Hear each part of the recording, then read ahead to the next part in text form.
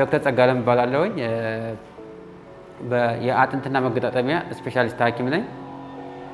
በዚህ ሆስፒታል የምንሰጣቸው አገልግሎቶች የአጥንት ከአደጋ ጋር ተያይዞ የሚመጡ የአጥንትና መገጣጠሚያ ጉዳቶች፣ ስብራት፣ ውልቃት እንዲሁም የትልልቅ ቁስሎች ማከም፣ ሌላ ደግሞ ኢንፌክሽን የአጥንትና መገጣጠሚያ ተያያዥ ኢንፌክሽኖች፣ ካንሰር ወይ ካንሰር ያልሆኑ እባጮች እንዲሁም የአጥንት መሳሳት በተፈጥሮ ወይም በጉዳት ምክንያት የእጅ ወይም የእግር ተጣሞ መዳን እንዲሁም የኦስቲዮአርትራይቲስ ወይም ጉልበትና አጠቃላይ መገጣጠሚያዎች ህመም፣ የጀርባ ህመም እነዚህን አገልግሎቶች እንሰጣለን። የአጥንትና መገጣጠሚያ ጉዳት ምንድን ነው የሚለው እናያለን። አጥንትና መገጣጠሚያ ጉዳት በጣም የተለመደና በየቀኑ የሚያጋጥመን ነገር ነው። በየቀኑ ስብራት ይገጥመናል፣ ውልቃት እንዲሁም ከፍተኛ የሆነ የጡንቻ መጎዳት፣ ትልልቅ ቁስሎች እነዚህ ያጋጥሙናል። ስለዚህ ምንድነው እነዚህ ነገሮች እንዴት ይከሰታሉ? አብዛኛው የኛ ሀገር ላይ እየተከሰተ ያለው የምናየው በመኪና አደጋ ነው። ስለዚህ ሮድ ትራፊክ አክሲደንት ያው በጣም ከፍተኛውን ቁጥር የሚይዘው እሱ ነው።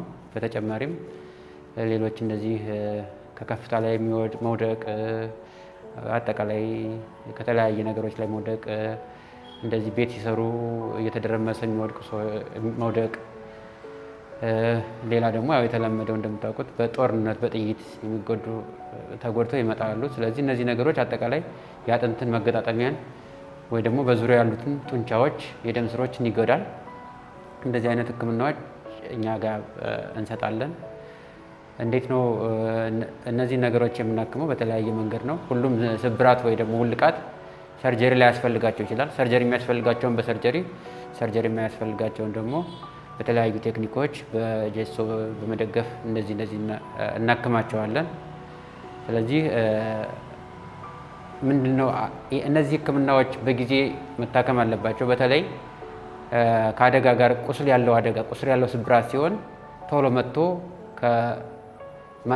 ምንድነው የኢንፌክሽን መድኃኒት ቶሎ ካልተጀመረ ኢንፌክሽን ይፈጠራል። ከዛ በኋላ ኢንፌክሽኑን ማዳን ቀላልም አይሆንም፣ ስብራቱንም ማዳን ቀላል አይሆንም እና ይሄ የተለመደ ነው እዚህ አካባቢ። ትንሽ በተለይ ሰዎች ቶሎ አይመጡም ወደኛ እና ቶሎ እንዲመጡልን ካልሆነ ያው ኢንፌክሽኑ በጣም ከፍተኛ ችግር ያመጣል። በኋላ አጥንቱ እንዳይድን ከዳነም በኋላ ኢንፌክሽኑ አብሮ ሊኖር ይችላል እና ስለዚህ እንደዚህ አይነት ስብራቶች ሌላ በተጨማሪ ምንድነው እዚህ ከጉዳት ጋር ተያይዞ የሚገጥሙን ቶሎ አለመምጣት ወይም ዲሊያንስ ነው። ዲሊያንስ በተለይ በህፃናት ላይ ደግሞ ይብሳል። ህፃናት ላይ ወደ ወጌሻ ይሄዳሉ። በወጌሻ ይታሰሩና ከፍተኛ የሆነ ማበጥ፣ የደም ስር መቋረጥ፣ የደም ፍሰት ይቋረጥና ከታሰረበት ቦታ በታች ብዙ በየቀኑ በሳምንት 2 ወይም 3 ህፃናት በተለይ ያው በትልቅ ሰዎች ቢከሰትም በህፃናት ይብሳል ብዬ ነው እና እጅ እግር መቆረጥ በየቀኑ ቢያንስ በሳምንት 2-3 የምናየው ነገር ነው። ስለዚህ አንድ ሰው አደጋ ከደረሰበት በኋላ ምን ማድረግ አለበት የሚለው የመጀመሪያው ህክምና የሚጀምረው እዚያው በቦታው ባለበት ነው። በተቻለ መጠን ስብራት ወይ ደግሞ ውልቃት ደርሷል ብሎ ከታሰበ በአካባቢው በሚገኝ ነገር ላይ በእንጨት ሊሆን ይችላል ወይ በካርቶን ሳያጠብቁ ደገፍ አድርጎ ማሰር። ከዚያ ወደ ህክምና ተቋም ቢመጡ በቀላሉ ጉዳቱ ሳይባባስ ሳይዘገይም ወደ ህክምና ከመጡ በቀላሉ ይታከማሉ። አብዛኞቹ እንዳልኳችሁ እንደዚህ ለመቆረጥ የሚያደርሱት ጉዳቶች በጣም ቀላል ናቸው።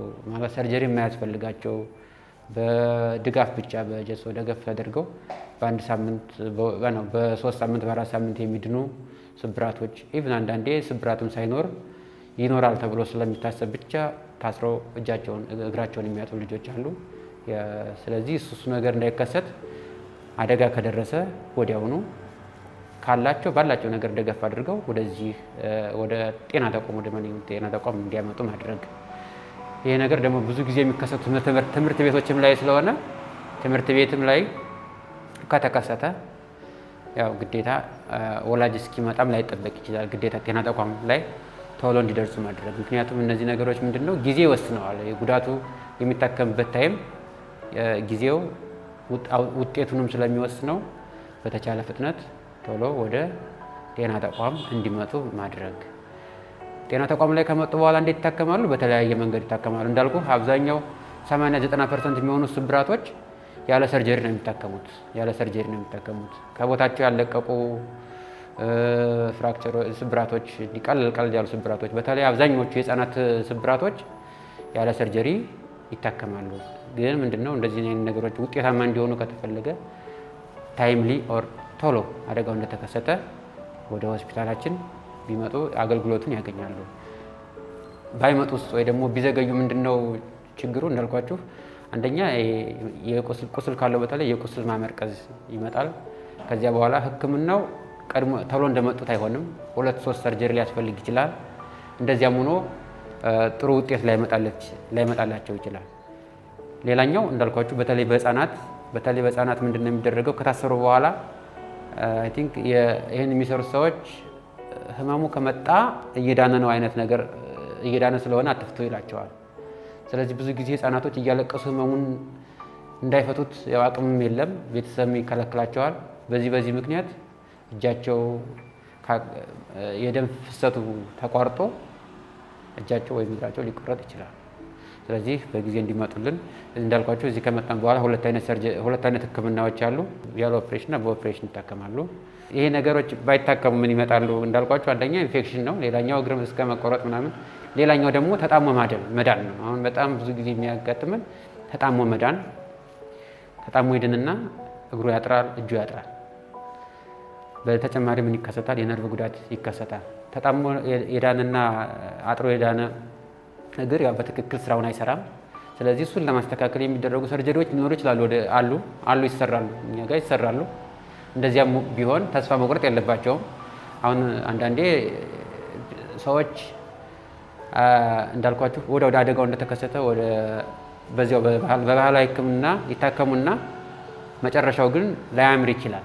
ብዙ ጊዜ እንደዚህ አይነት ነገሮች ይከሰታሉ። መጣመም፣ አለመዳን፣ አጥሮ መዳን። እንደዚህ ሲሆንም ቢሆን ስቲል አሁንም ሕክምና አለው። እንደዚያም ከሆነ በኋላ ቢመጡ በተቻለ መጠን ግን እነዚህ ነገሮች እንዳይከሰቱ ቀድሞ ወደኛ ቢመጡ ብለን እንመክራለን። አመሰግናለሁ።